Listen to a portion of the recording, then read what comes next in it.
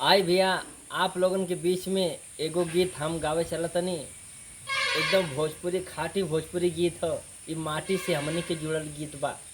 आई कौना भाव में कि केहू के तल्ला दुई तल्ला के मकनिए निक बा हो।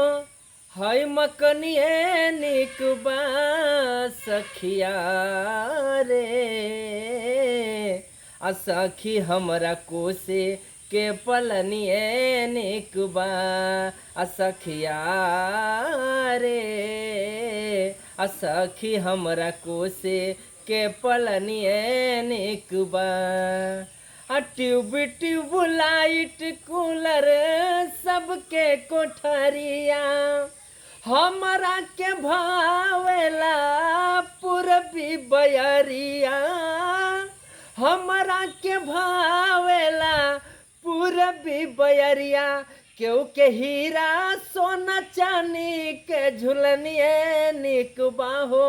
हई झुलनिए निक बा सखिया रे। आ सखी हमरा पितरे के नथुनिए निक बा। आ सखिया रे। आ सखी हमरा पितरे के नथुनिए निक बा।